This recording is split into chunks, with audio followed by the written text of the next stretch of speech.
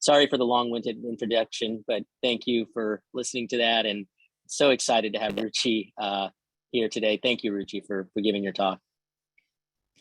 Thank you so much, Gautam. I do want to extend a huge thank you to you and Liana for organizing this. I also want to get my other thank you in ahead of time to Richard Cheng, who's going to be the next Washington state chapter governor in 2023. Richard leads the cardio-oncology group here at University of Washington, and he's really been an incredible resource and educator for, I think, well, throughout the nation in some ways. And there was a recent JACC cardio-oncology issue that was dedicated completely and entirely to amyloidosis. And Richard was a senior author on the review of ATTR amyloidosis. And he's definitely been the person that I go to whenever I have questions on any of my patients. So highly encourage you to kind of read that particular issue and particularly his review. Very helpful, because this is, only going to be a tip of the iceberg, and that's taken directly from an illustration in his review. And I know that the original title of the topic that had gone out was going to focus on genetic testing and drug development. But I actually didn't think that too many people would be interested in the specifics of genetic testing. And so I'm just going to kind of do an overview of what amyloidosis is, pathophysiology, testing in general, and all the exciting new drugs that have really come out for treatment options for these people, for these patients. So I don't have any disclosures. And in general, the outline of my talk is going to be in 3 parts: initially background pathophysiology, followed by discussion about the diagnostic testing that we use, and then focusing on management and treatment options. And I wanted to kind of start off with this quote from Rudolf Virchow, who's the father of pathology. And he said about amyloidosis that I'm as yet much more inclined to admit that the blood in this particular disease undergoes a chemical alteration in its fluid constituents, rather than that it contains the pathological substances in a material form. Meaning that he didn't think, based on his pathological examination of the specimens, that there was anything external, an external pathogen or toxic chemical that led to amyloidosis. Rather, that there was biophysical changes of the body's own components that led to amyloid formation in the body. And this was his quote from 1858. Certainly, we've come a lot further in our understanding of what the disease is, but hopefully by the end of the hour, you'll kind of realize that we have a lot further to go in terms of being able to treat patients with amyloidosis. So what is it? It's basically extracellular deposits of fibrils that are organized into beta sheets. And these fibrils themselves are composed of proteins of various subunits, a variety of different proteins. So not all amyloidosis is the same.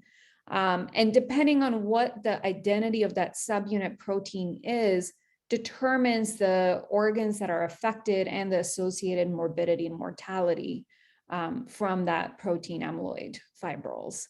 There are certain cofactors that are implicated in amyloidosis. Glycosamine, aminoglycans, serum amyloid P in particular has been of interest, and certain apolipoproteins.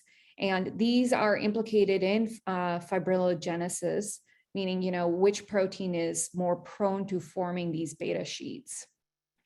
And there's 2 types of amyloidosis that in particular we're interested in, because they have direct implications for the heart and can lead to cardiac amyloidosis. The first type is AL amyloidosis, and the second type that we're going to talk about is going to be the ATTR amyloidosis. AL amyloidosis comes about when there's light chains that form these beta sheets, And then ATTR, the precursor protein here is transthyretin, formerly known as prealbumin. And taking a little bit of a deeper dive into AL amyloidosis, it tends to come about in patients who have plasma cell dyscrasias, where a particular population of a B cell takes over and produces too much light chain.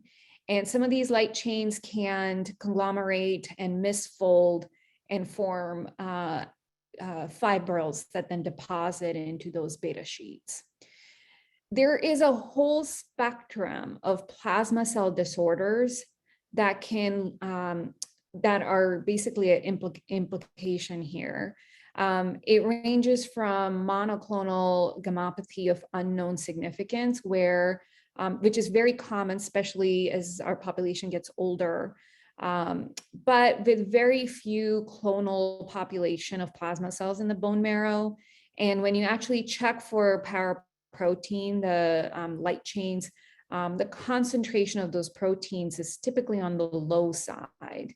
And a lot of times these can be monitored over years and decades and don't progress. The ones that do progress, progress to myeloma, multiple myeloma, and we can talk about asymptomatic versus symptomatic, or smoldering multiple myeloma versus symptomatic multiple myeloma. Here, the clonal population of the plasma cell is significantly more, tend to anywhere from 60% up to 60%. And there are concentrations when you check free light chains, there's increased concentrations of these paraproteins. And again, depending on whether it's symptomatic or not, they can require treatment for this.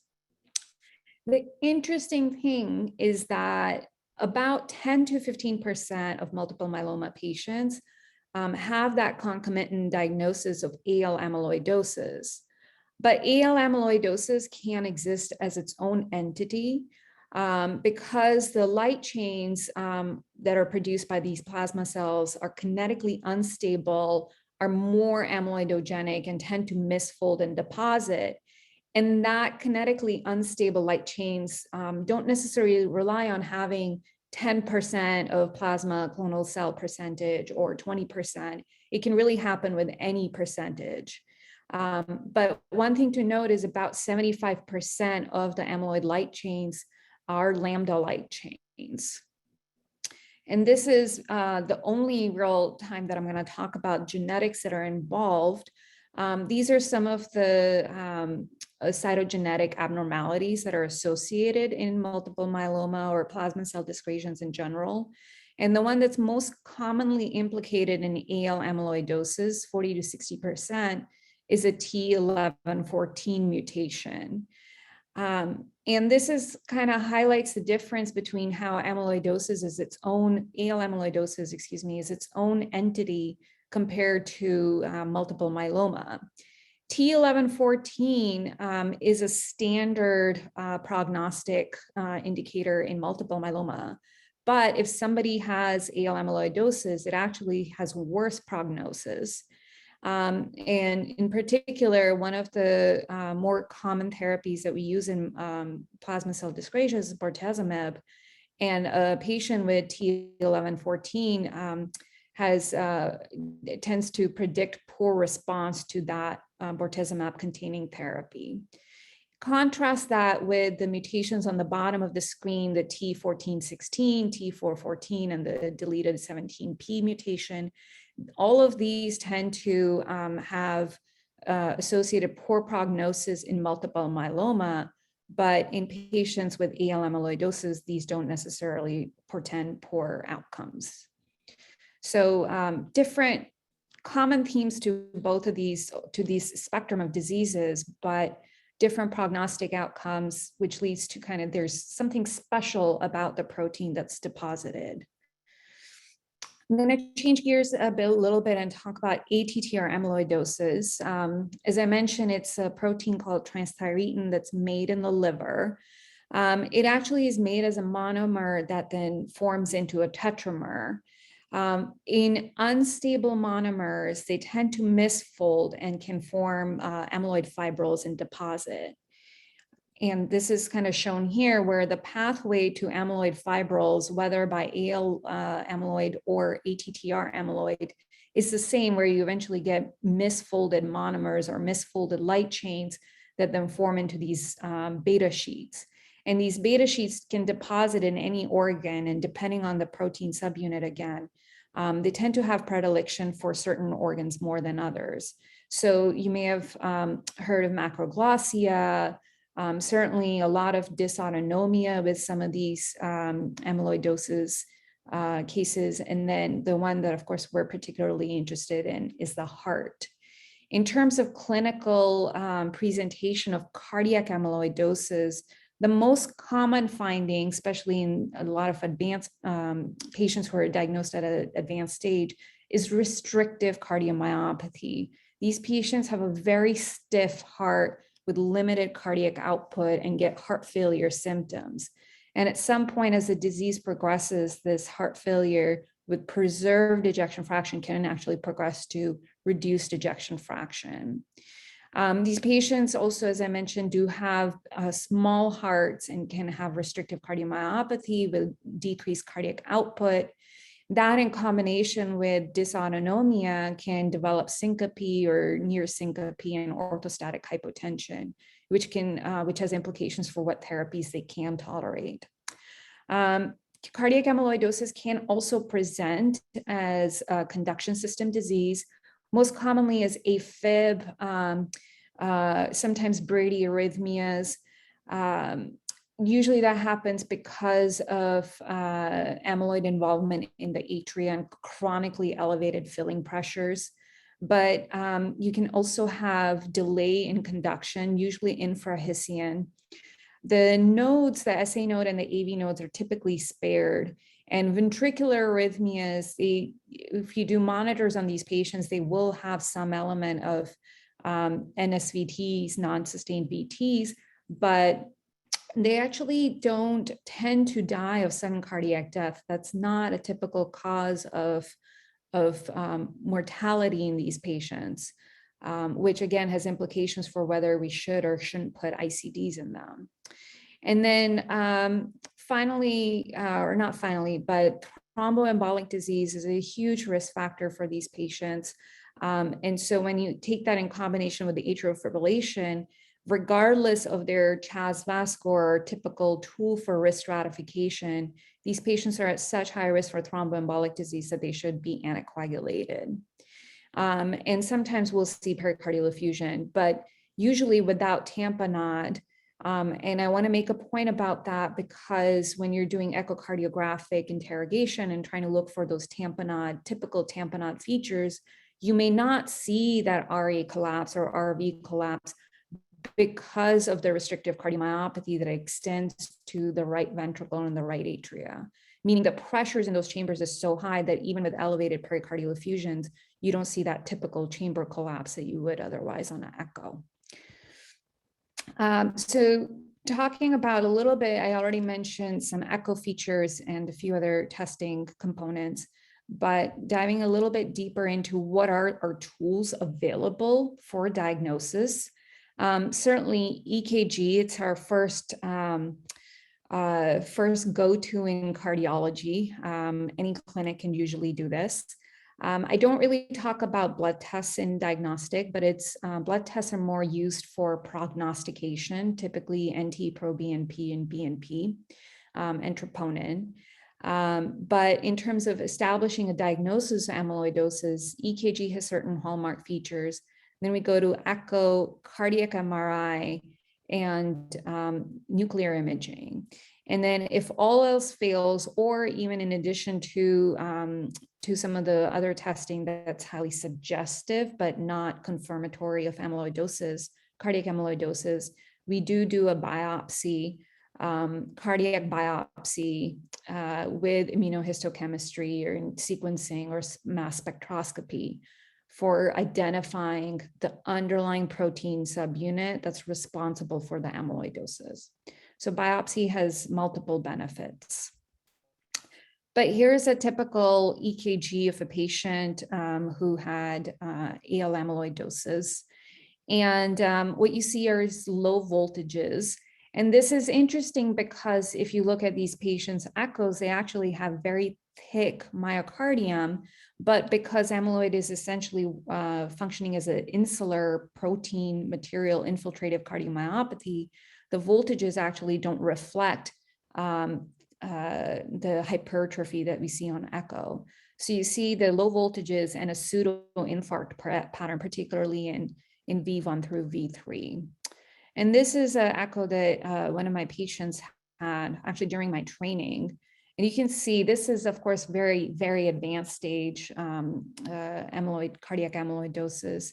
You see that very thick LV and RV, for that matter, the enlarged left atrium. The enlarged left atrium. And again, I don't really go into it too much, but sometimes a lot of these patients can have the only finding they may actually have is valvular disease. And we're finding more and more that a lot of the kind of degenerative aortic valve disease that we see in our patients is more related to amyloid deposits in the aortic valve rather than just straight up calcification. Okay, and then here we're doing the short axis views from the peristernal windows, and what's interesting here is that as we go from the base to the mid wall to the apex, even visually you can see that the base and the mid wall is not moving as well as the apex, and we can do global longitudinal strain, speckle tracking.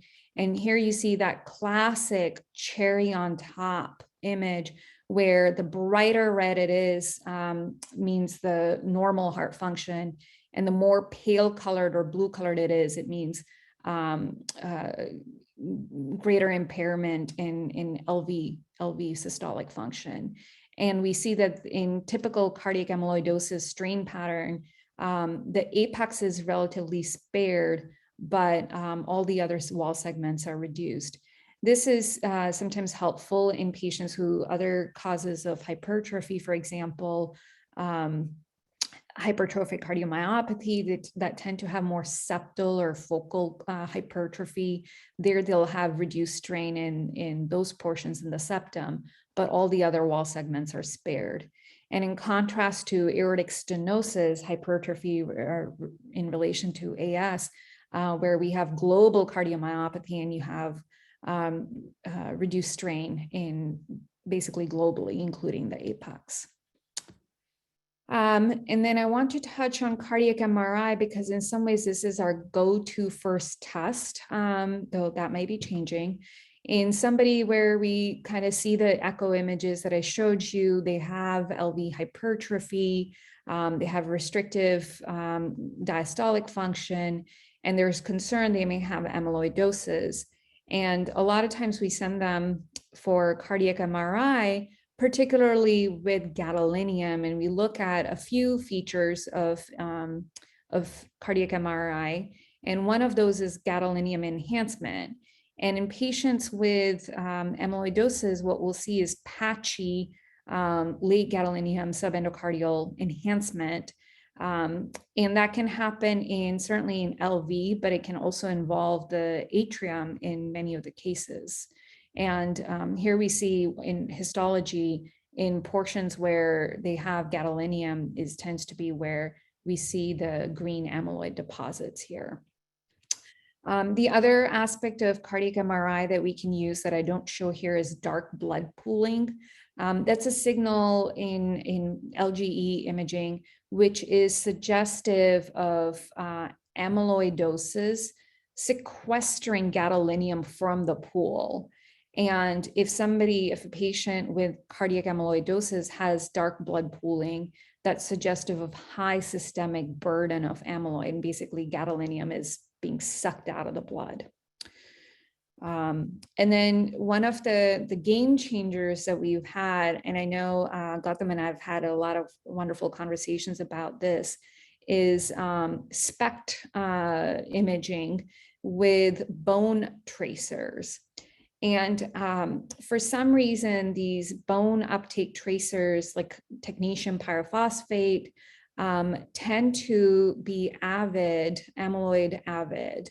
And in particular, amyloid avid in ATTR amyloidosis more than AL amyloidosis, though AL amyloidosis can also have some of this uptake. So here we see this tracer that's given in this particular example. We see a lot of uptake here around the heart, and you can see it in SPECT imaging. It's not just in the blood, but it's actually in the myocardium. And in AL amyloidosis, this example patient, there is no uptake of the tracer in the heart, and you can see this on the SPECT imaging here also.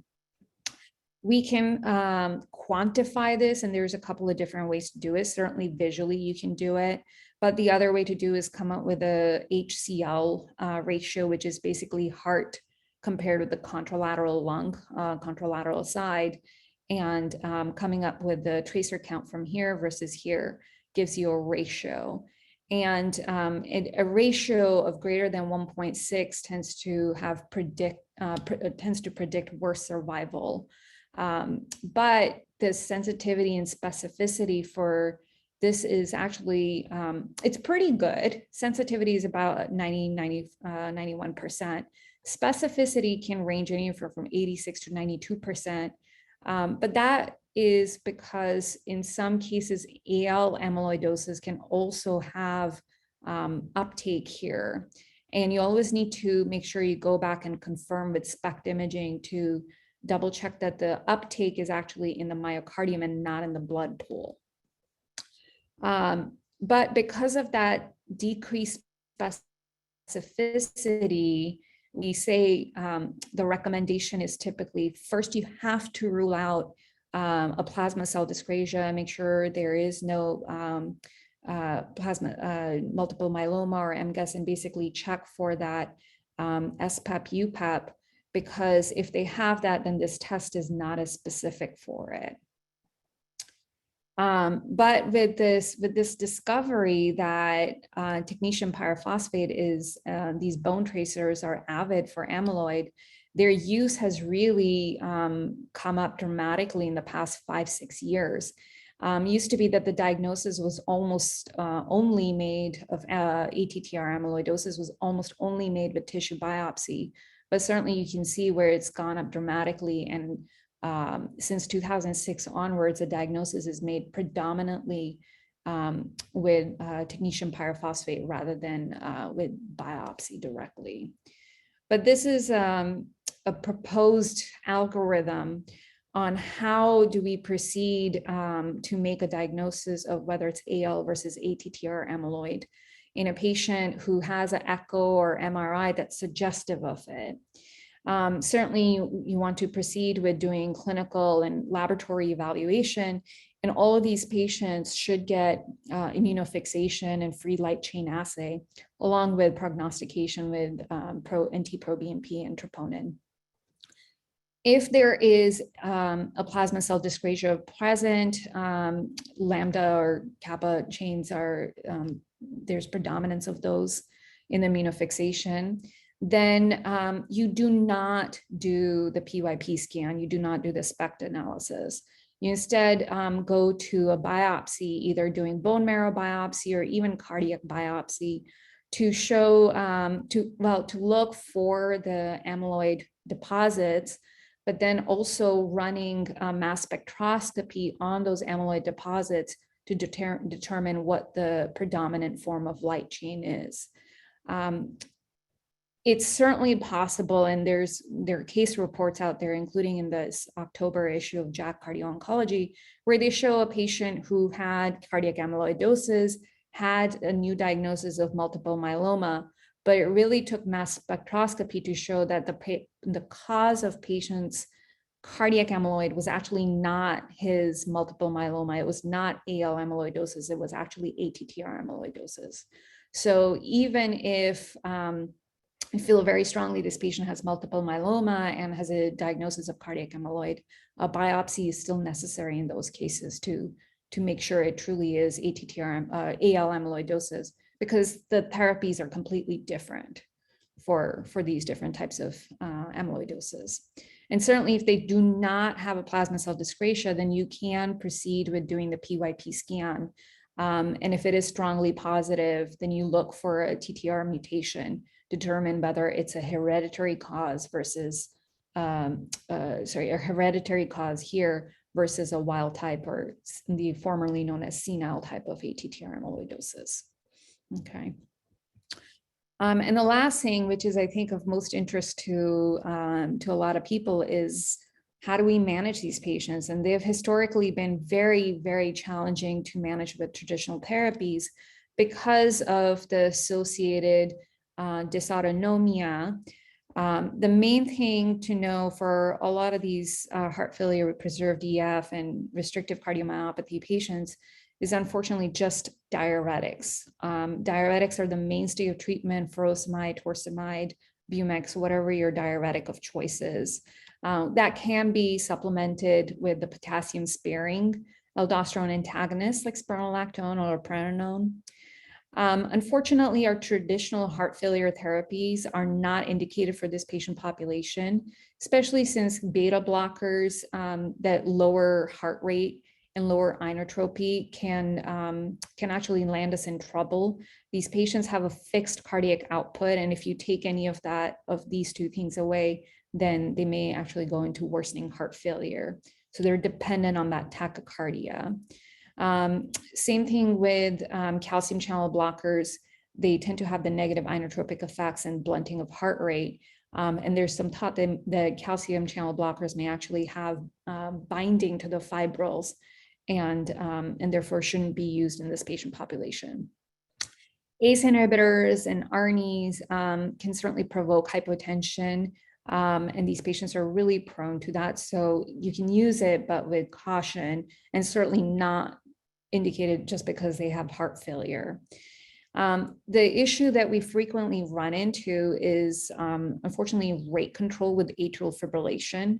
And in those patients in particular, if they're hypotensive, digoxin is a good drug that we can go to. There is concern that this may also have fibril binding and increased toxicity as a result, but there was a small retrospective study that did not show necessarily increased digoxin toxicity in patients with amyloidosis. So we can use them at slow doses. And same thing with beta blockers. Sometimes when they're going tachycardic because of AFib, we really don't have a lot of other options in terms of doing rate control. Rhythm control, it can be, we can discuss it if people are interested, but the unfortunate thing is that whether it's antiarrhythmic medications or ablation, AFib tends to come back in a lot of these patients. And in terms of advanced management, certainly, as I mentioned, ICDs tend to, especially for primary prevention, do not have any benefit, because the risk of sudden cardiac death in this patient population is primarily from electromechanical dissociation rather than VTVF. Ventricular assist devices tend to be very difficult because of restrictive cardiomyopathy. Certainly, I have patients with cardiac amyloidosis who do end up being dependent on inotropes. And then finally, we get to heart transplant, which is very challenging in this patient population because AL subtype, they tend to be poor candidates because of the multi-organ involvement with multiple myeloma or the AL amyloidosis. The ATTRs tend to be poor candidates first, either because of age for the wild type or for the familial, the proteins being made in the liver. So unless you can do a concomitant liver transplant, the cardiac transplant, heart transplant is generally not successful. And then we get into targeted therapies, and this is really where we've made the most advances, and it's very exciting. This is a review figure from the recent review that came out in JACC Cardio Oncology.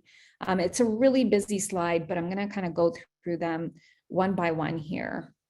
So some of the oldest therapies, actually the oldest therapy for treatment of AL amyloidosis was actually colchicine, which is a running theme because I presented on inflammation and coronary artery disease a few weekends ago, and colchicine is also very promising there. But that was also used here in the distant past. But then we moved on to certainly more of the known chemotherapies. And the first line of defense for these patients was alkylating agents like melphalan, cyclophosphamide, or the mustard-based bendamustine. They tend to help by causing DNA damage. That's their mechanism of action. And then we also had proteasome inhibitors that they inhibit this proteasome, which leads to proteotoxicity and cell death. And we have immunomodulators, that's a thalidomide based family here, and their derivatives. And they tend to, the common side effect that this is for the fellows in case you don't know or don't remember in the audience here. These are commonly associated with increased venous thromboembolic risk. So actually in all of our multiple myeloma patients who are getting the immunomodulatory drugs are also put on prophylactic anticoagulation. What exactly that anticoagulant is varies from patient to patient, but don't be surprised if you see that. And then this is where really it's very exciting is these monoclonal antibodies that are targeted towards the plasma cells. Daratumumab and isatuximab, these were designed to target CD38, which is a marker for plasma cells. And then we also have ELO, which I'm sorry, I'm blanking on the name of it right now, but that one targets the SLAM F7, which is also a separate marker than the one used by Dara and ISA. And the exciting thing is that just earlier this year, we had data from the Andromeda trial, which showed if daratumumab was used in addition to the more standard multiple myeloma therapy of bortezomib, cyclophosphamide, and dexamethasone, but instead of multiple myeloma, we use these in patients who had a first-time diagnosis of AL amyloidosis. In that particular patient population, the patient arm with the daratumumab had better survival and outcomes than the control group.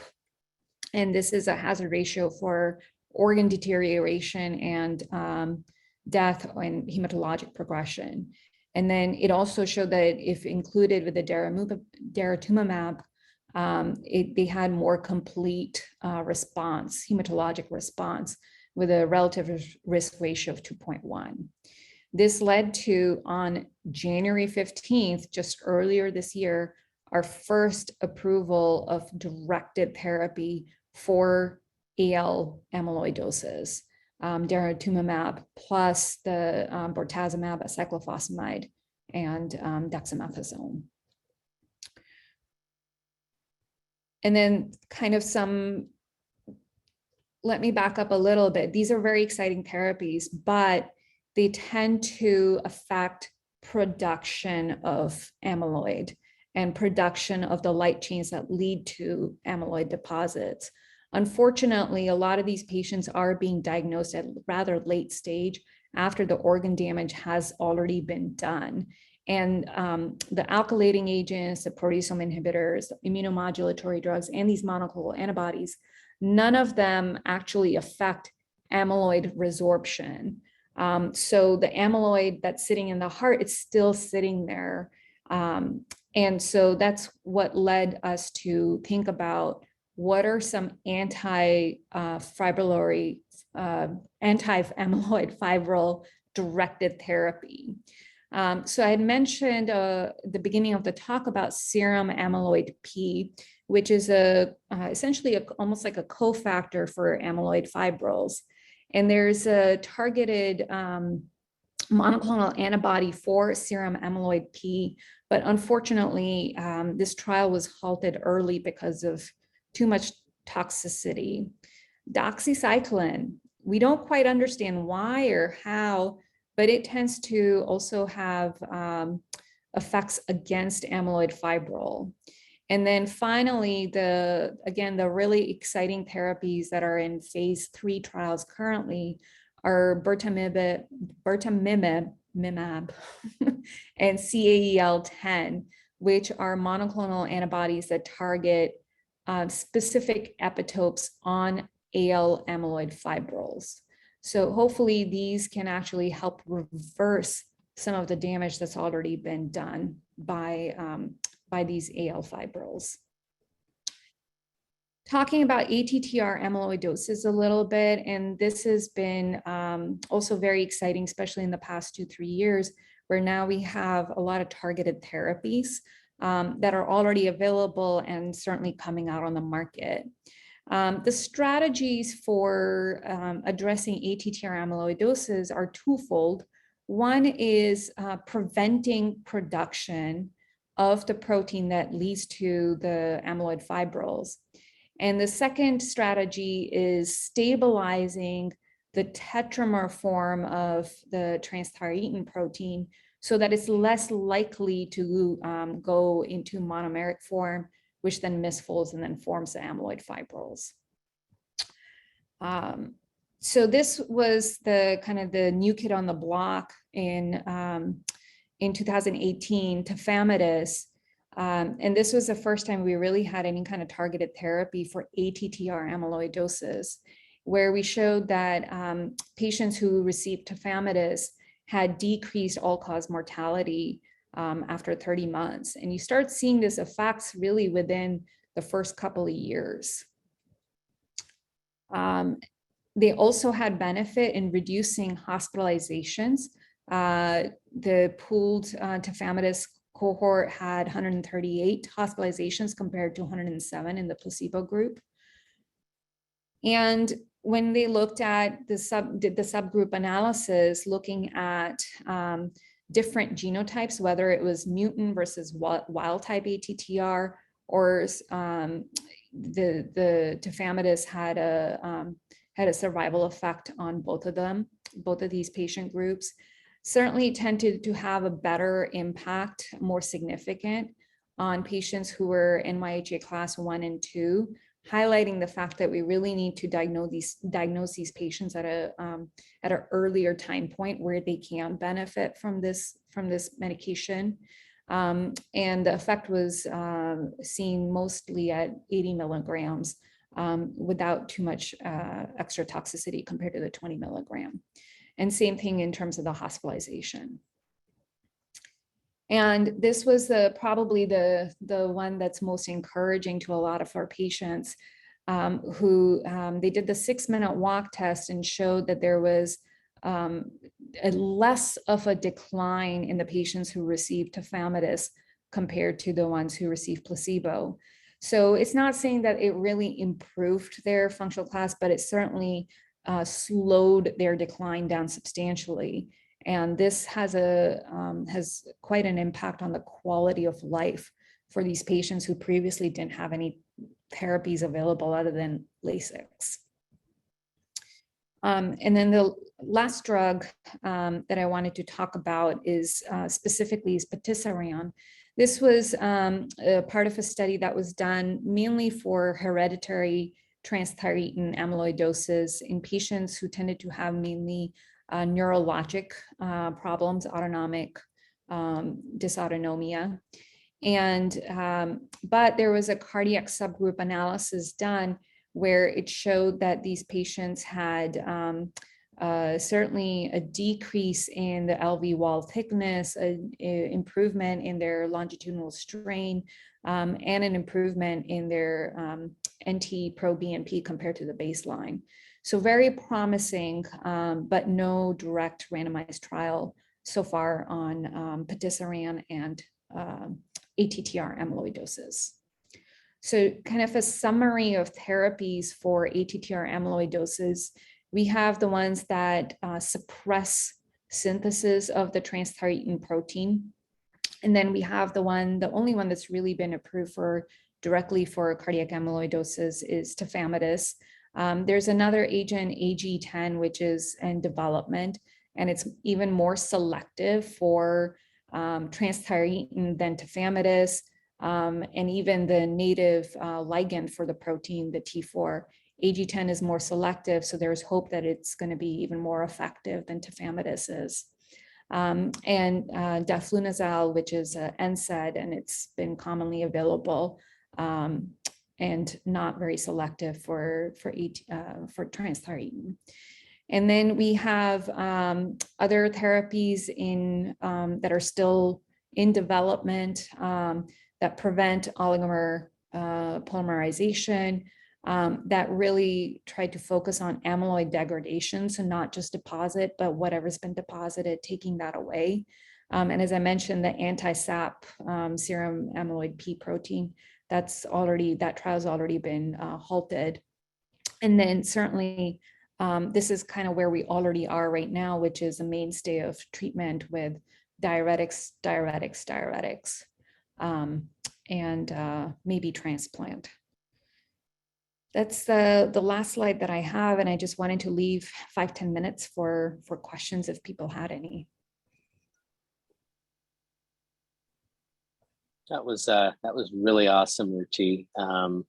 Thank you so much for really kind of the tour de force there. That, I have a couple of questions, and I know that the genetic testing portion of it wasn't something that you wanted to focus in on, but curious, just kind of in terms of a broad overview for ATTR amyloidosis, who are you testing once you've made the diagnosis? And oftentimes, it feels like these are older patients, often in their 70s and 80s, and pretty ill, chronically ill. Many of them don't even want to go down the road of making a diagnosis. But once you do, are there particular patients that you really do try to hone in on and do the genetic testing to figure out, are they wild type, or is this hereditary? And do you do anything with those results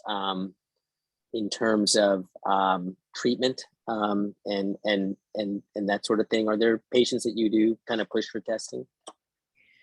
That's a great question, Gautam. I think it's a little bit of an uncharted field in the sense that the implications of the genetic testing, at least thus far in my experience, haven't really been for the patient themselves, but for the family.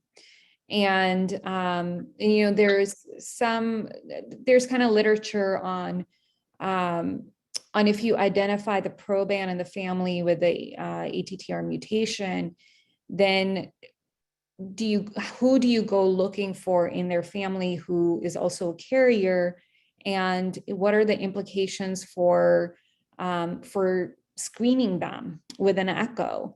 And there's certainly no guidelines on this. And there was expert consensus that, for example, if a patient we find has a particular mutation and then you check their sibling who also is a carrier, then maybe we start screening them 10 years before the age of onset in the proband patient. So it tends to have implications in that sense. And I tend to think of it similar to, honestly, my hypertrophic cardiomyopathy patients. For them, it really doesn't matter what medications we use, at least not right now. As I said, as I showed, tafamidis is indicated for both wild type and the variants. Maybe down the road, we'll have more targeted therapies. But for now, the implication in genetic testing is really for the family and who gets tested and who gets screened at what point. Though we still don't have very clear guidelines on at what point do we start screening. Is there any benefit? I mean, there certainly is benefit to doing, some level of diagnosis at an earlier age, because the data has shown that the sooner we can start these patients on medications, the better the outcome and quality of life in the long term. But at what point do we implicate our screening strategies? I think that's still up in the air. That's super helpful. What about, and by the way, for anybody that's, for the participants, please put your questions in the chat. We have a few minutes and we've got an amyloid expert here, so this is the time to ask your questions. But another question that I have is, do you ever think through the potential for maybe trying something besides tafamidis if they have, like, say, neuropathy, or if you can't get tafamidis covered? I mean, it's one of the more expensive, probably the most expensive medication out there. I mean, are there other pathways if the patient has a more significant progression of their ATTR or has more neuropathic symptoms? Do you do anything else differently? Are there ways to kind of treat them differently and maybe get some cardiac benefit?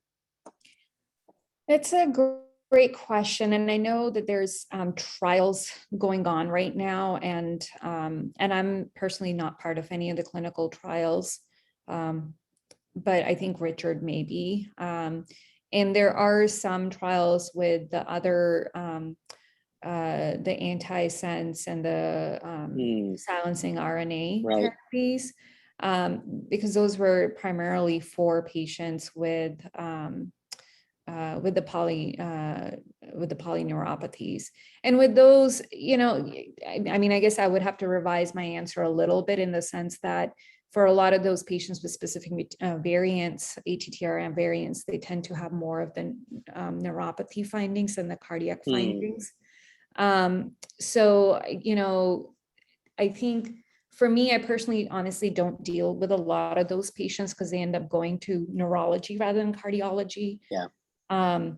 So, and I think the big issue really has been the late stage of diagnosis, right? So even with all of our advancements in the past 5 years, there was a Danish registry that was published recently where people were still being diagnosed about 60 months after their symptoms with amyloidosis. That's a really late stage in the game for a lot of them. So I think, you know, whatever benefit that a lot of these therapies may have is they've kind of missed their boat, unfortunately.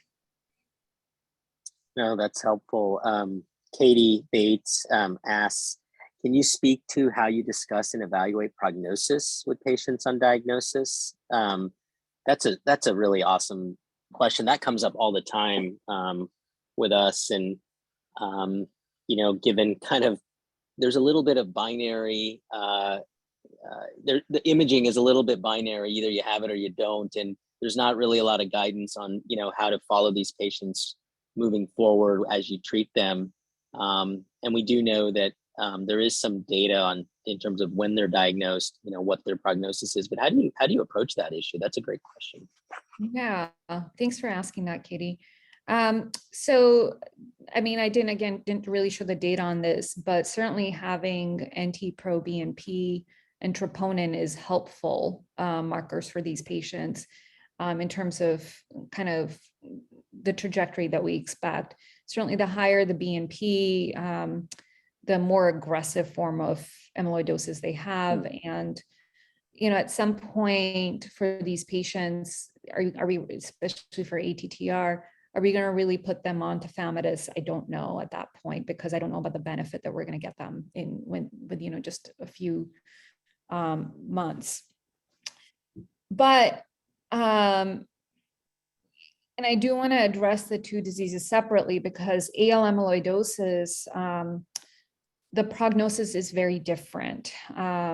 If they have multiple myeloma and they have AL amyloidosis, the prognosis is much worse. And I had a patient who came in with the diagnosis of multiple myeloma and had amyloidosis, and there was some question of whether she had cardiac involvement or not. And the patient was coming actually from Spokane to get this evaluation done. And we went back and forth about whether she should get cardiac MRI or not to look for that amyloid involvement. And this patient who's very aware of her overall poor prognosis from the cytogenetics that were available for her multiple myeloma. She really wanted to focus on her time with family and not schlep across the state to get the imaging done. So, I kind of left it up to her, but then when I discussed it with our oncologist, he definitely wanted that cardiac MRI done. For him, she was already, discussing doing a stem cell transplant, which is not something I really touched on today, but it impacts the therapies that they use for conditioning before the transplant and prognosis in general for the oncologist for multiple myeloma. So I think it can be a little bit of a game changer for these patients in what they go on in terms of therapies. For ATTR amyloidosis, I think, unfortunately, my experience so far, by the time I've diagnosed these patients, it's been a very much late stage. And I think if I can get them, diagnose them at NYHA class 1, NYHA class 2, then the benefit that we get from having these targeted therapies is much greater. I'm not sure if that answers your question or if you had something more specific, but I think it kind of highlights, at least to me, that we need to get our diagnostic hat on a lot sooner than we do for a lot of these patients with heart failure with preserved EF on echo. Yeah, that's a great point. I mean, what are you doing in your clinical practice? Has the bar to look for amyloid gotten a lot lower? And, do you basically have in your mind, a specific kind of phenotype that you're looking for? And when you find that phenotype, what's your kind of diagnostic, like in your head, like how do you approach how you work these patients up? I know that's a complicated question, but kind of quick and dirty, like what do you do as far as who do you work up and how aggressive do you get? I have a low threshold now to starting sending patients for cardiac MRI. Okay. I really do, because I think,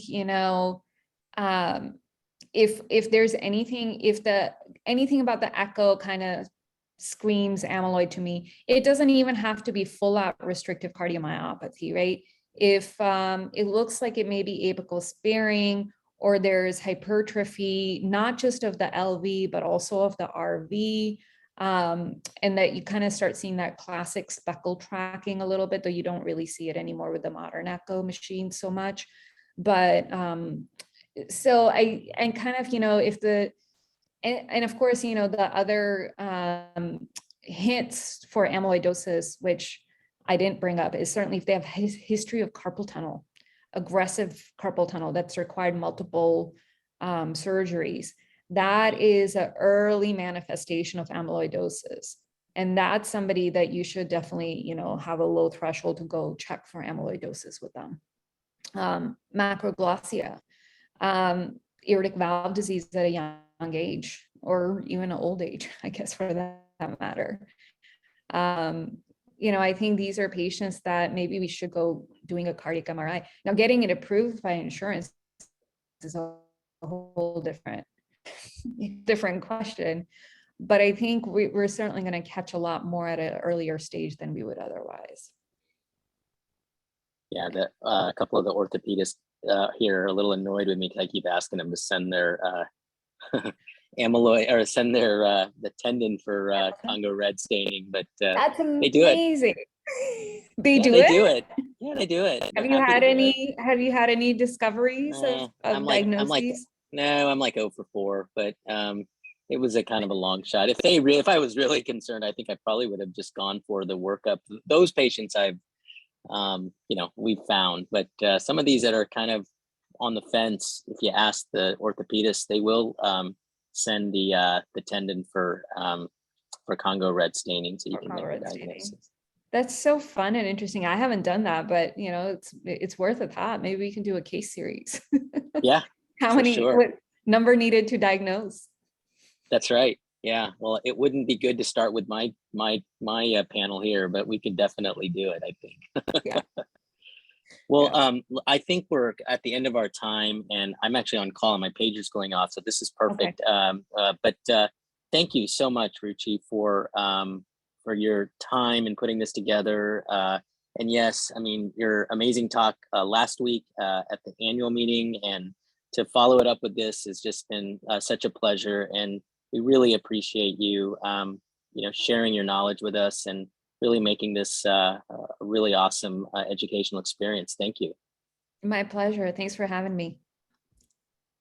Awesome. Thank you to everybody. And we will certainly be in touch over the next couple months for our 2022 agenda of chapter events, and hope to see you guys all in person at some point here in the next year. And thank you again, Dr. Kapoor, for your great presentation. Take care. Have a good evening, everybody. Bye. Thank you. Thanks, both. Liana. Have a great night. Thank you. Thank you.